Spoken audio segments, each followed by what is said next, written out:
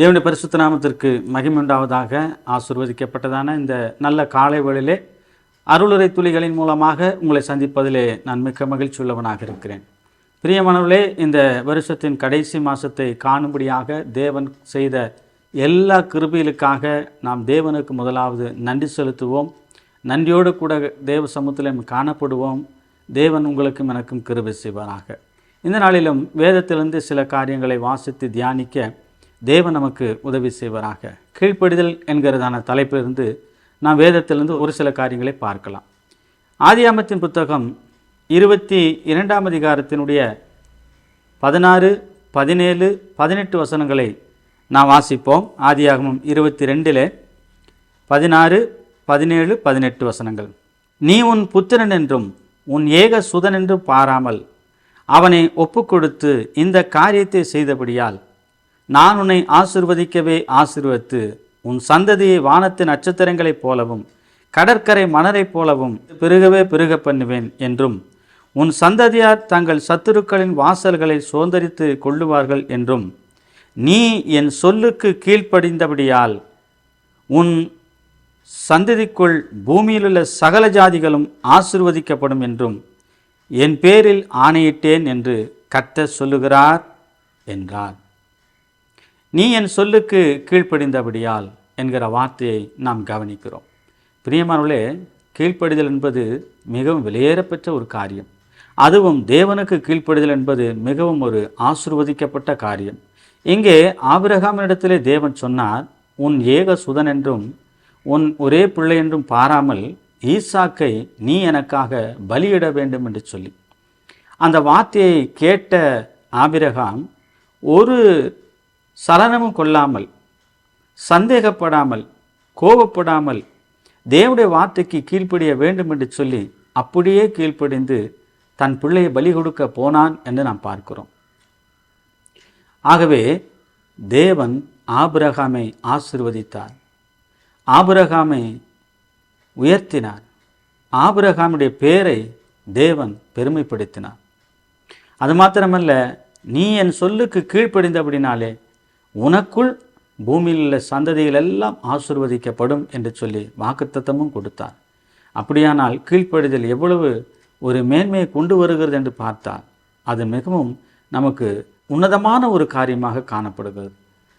ஏனென்றால் ஆபிரகாமின் கீழ்ப்படிதலின் மூலமாக இன்றைக்கு நாம் கிறிஸ்துவுக்குள் என்ன செய்கிறோம் என்று சொன்னால் ரட்சிக்கப்பட்டிருக்கிறோம்.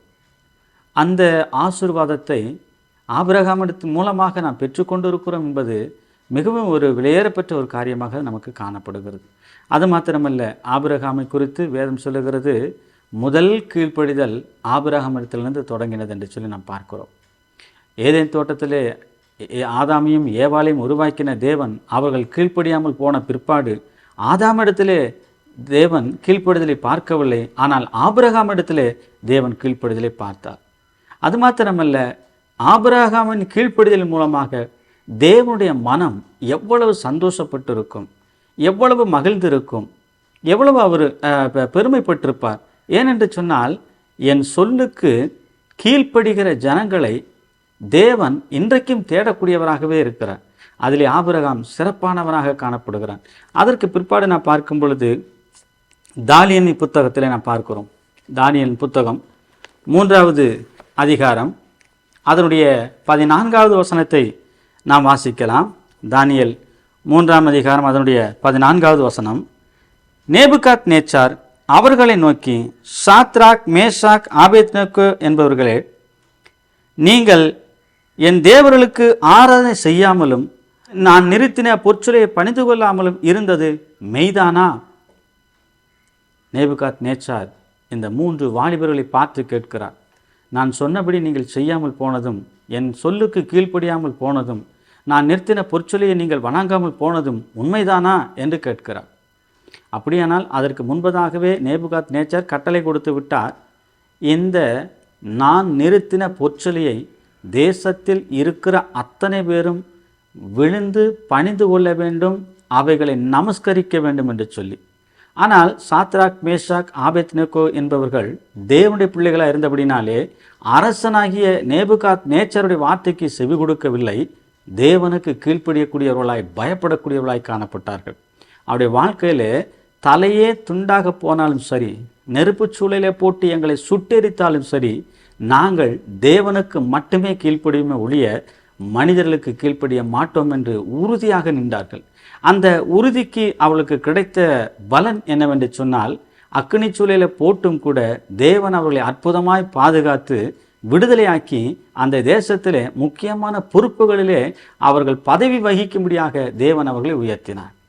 அப்படியானால் தேவனுக்கு கீழ்ப்படிதல் எவ்வளவு பெரிய உயர்வை கொண்டு வருகிறது என்று நாம் பார்க்கும் பொழுது நமக்கு ஆச்சரியமாக இருக்கிறது அல்லவா? அப்படியானால் நம்முடைய வாழ்க்கையில் நாமும் தேவனுக்கு கீழ்ப்படிவது மிக மிக மிக அவசியமானதாக இருக்கிறது. அப்படி தேவனுக்கு கீழ்ப்படிந்து ஆசீர்வாதத்தை, நன்மைகளை சுதந்திரித்து கொள்ள நாம் முற்பட வேண்டியது அவசியமாக இருக்கிறது. அடுத்தது நாம் பார்க்கிறோம், யோவானுக்கு எழுதின நற்செய்தி நூலில் நான் பார்க்கும் பொழுது 2ஆம் அதிகாரம் அதனுடைய 7ஆம் வசனத்தை நாம் வாசிக்கலாம். இயேசு வேலைக்காரரை நோக்கி, ஜாடிகளிலே தண்ணீர் நிரப்புங்கள் என்றார். அவர்கள் அவைகளை நிறைய நிரப்பினார்கள். இந்த சம்பவத்தை நாம் பார்க்கும் பொழுது கானாவூர் கல்யாணத்தில் நடந்த சம்பவத்தை நாம் பார்க்க முடிகிறது. கானாவூரிலே திராட்சரசம் குறைவுபட்ட பொழுது அங்கே இருக்கிறதான எல்லா ஜனங்களுக்குள்ளும் அதிகமாக இந்த விசேஷ வீட்டுக்காரர்களுக்கு எல்லாருக்குமே ஒரு பெரிய வருத்தம் உண்டானது. திராட்சரசம் குறைவுபட்டு போயிற்று, இல்லாமல் போயிற்று. இனி அதை எப்படி சீக்கிரத்திலே சரி செய்து வருகிறவர்களை நாம் கனப்படுத்த முடியும் என்று சொல்லி அவளுக்குள்ளாக ஒரு குழப்பம் காணப்பட்டது. அதற்கு பிற்பாடு மரியாள் அன்னை கூட அவர் இயேசு கிறிஸ்துவத்தில் வந்து திராட்சரசம் குறைவுபட்டு போனதாம் என்று சொல்லும் பொழுது கூட அங்கே ஒரு வாக்குவாதங்களும் சின்ன சின்ன காரியங்கள் நடந்தது. அதற்கு பிற்பாடு இயேசு, என் வேலை வரவில்லை, நான் வரும்பொழுது செய்வேன் என்று சொல்லிவிட்டு இப்பொழுது இந்த 7ஆம் வசனத்தில் நான் பார்க்கும் பொழுது அங்கே இருக்கிறதான வேலைக்காரர்களை கூப்பிட்டு ஜாடிகளிலே தண்ணீர் நிரப்புங்கள் என்று சொன்னார். அந்த வேலைக்காரர்கள் அப்படியே நிரப்பினார்கள். ஏன், எதற்கு, என்ன காரணத்துக்கு என்று எதையுமே கேட்காமல் சொன்ன வார்த்தைக்கு கீழ்ப்படிந்து தண்ணீரை நிரப்பினார்கள். அப்புறமாக அவர் சொன்னார், நீங்கள் அதை முண்டு எல்லாருக்கும் பரிமாறுங்கள் என்று சொன்னார். அவர்கள் முண்டு பரிமாறினார்கள். அது மிகவும் ருசியுள்ள திராட்சரசமாக மாறினது. பிரியமானவர்களே, இந்த வேலைக்காரர்கள் கீழ்ப்படிந்ததினாலே அந்த திருமண வீட்டிலே குறைவெல்லாம் நிறைவானது என்று நாம் பார்க்கிறோம். அப்படியானால் தேவனுக்கு நாம் கீழ்ப்படிந்து வாழும் பொழுது நம்முடைய வாழ்க்கையில் வரக்கூடியதான குறைவுகளை கிறிஸ்து இயேசு மட்டுமே நிறைவு செய்வார் என்பதை நாம் புரிந்து கொண்டு வாழ்வது அவசியமான காரியமாக இருக்கிறது.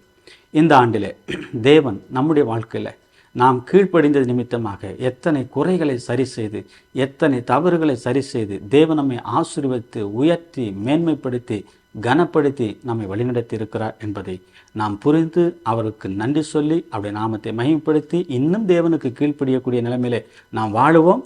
தேவன் அப்பேற்பட்ட நிலைமையிலே உங்களையும் என்னையும் ஆசீர்வதிப்பாராக. ஆமென்.